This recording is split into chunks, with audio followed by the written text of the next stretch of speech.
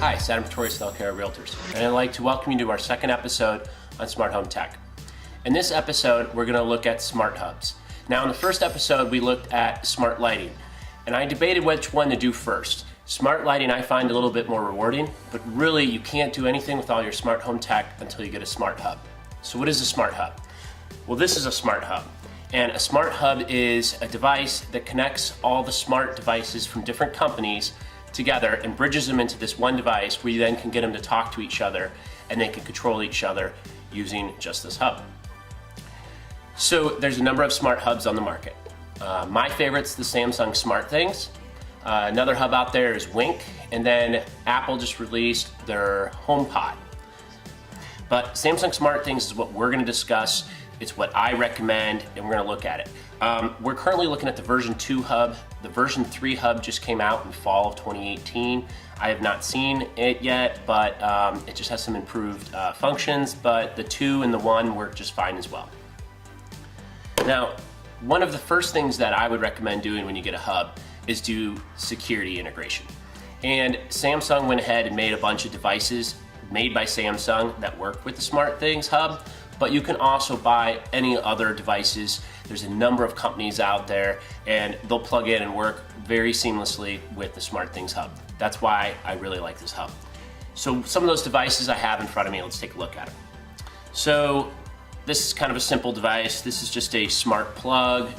It's only indoor use, but it's perfect, say around Christmas time. You can have Christmas trees synced up, turn on and off certain times a day. We'll look into some of that functionality a little bit. This one is a motion sensor. Now this is actually a double function device. This smart device has also not only a motion sensor, but a thermostat in it. So you could put one of these, say, down in your garage, and you could tell the app to tell you if the temperature goes below 50 degrees, as well as if there's motion in the garage. We can then sync that to other functions such as if motion, turn on lights. We'll look into that in a little bit, but this is a really nice device. Most people don't realize that there's 2 functions out of this device, both the temperature and the motion. Now this device is the open-close sensor. This is one of the more useful devices. What it does is it's got a magnet here, and so you put one end on the door, the other door on the door frame, and when it opens, it'll send a notification that a door is opened or closed. This is really nice to put on windows, doors. I really like this for notification whenever people are opening front doors, back doors, garage doors, any of the doors in the house, just like your typical security system that you would pay through a company. And the last device here that I have to show you is a water sensor. Now, the water sensor will send you a notice if water splashes on it, even a couple droplets. This can be really useful. Say you have a leak in the attic and can't figure out where it's at. You can keep moving this device around to certain areas. When it hits water, it'll let you know if there's water in there. Perhaps the best function for it is to put it underneath your sinks. That way you know ahead of time if there's a leak in, say, your kitchen or in your bathroom sinks underneath. Interesting about this device is this is actually the idea that inspired the co-founder of SmartThings before Samsung bought it. That co-founder, he had a house in Colorado. It was a vacation home, so he wasn't there all the time. They ended up having a leak in the house, and had they had any early notification of that leak, they would have been able to prevent very severe damage to the house. And so the idea was to come up with the Samsung SmartThings so it would be kind of like a home security automated alert system, so that when things go wrong, the homeowner would be able to be notified of issues. So Samsung started with the premises of being a security home system, and it has since advanced. It was purchased by Samsung, and it is now used to bridge all smart home tech from all kinds of companies together to be able to communicate between one another. So now that I've talked a little bit about some of these devices, let's take a look at how they work. Now that we have our smart hub set up, we can look at how the app works with some of the devices. So let's first open the app. So if we click on the SmartThings app, you'll see on the bottom that we have 3 different pages. First you have your dashboard, then you have your devices, then you have your automation.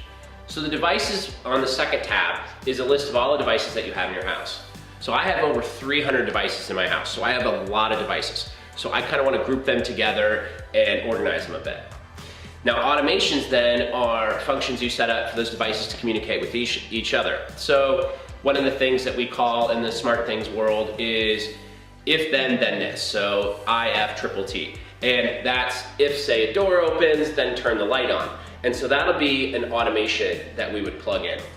We'll look at how to do that in a moment. But for now, let's take a look at the dashboard. Now the dashboard you can totally customize, and essentially what it is just a quick shortcut. So for me, my dashboard, I added a widget at the top that has my smart home alarm. So the first thing I added was disarm function, armed when you're away, and then armed when you're home. And so when I press this, if I press armed away, and then I open the door, which has a door sensor on it, it'll send a notification and a warning to all the phones, mine, my wife's, and anyone else in your family, that the door is open and a security breach has occurred.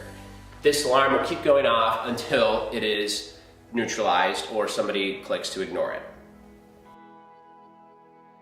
Now, one of the things that I've done here that we'll integrate into our last video is, last video we learned about the smart light bulbs. And now that we have this hub, we can have devices communicate with each other. So using the sensor on the door, I've set up an automation that says, if door opens, turn on the foyer light.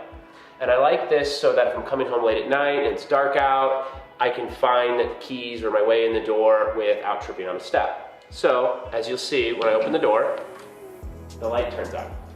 Now I could change it to different colors. I could change it to different colors based on the time of day, so I could have it change to a 50% hue during the evening hours. I could have it turn to a blue in the morning. The options are endless, and that's what makes SmartThings so powerful. So let's look at a couple more devices in the house. Now, some other rooms that I added smart home devices include those motion sensors I showed you earlier. I've added them here, you can see with 3M tape on my stairway. I've added it above the doorway in the back here in my mudroom hall. And then I've also added it in my garage.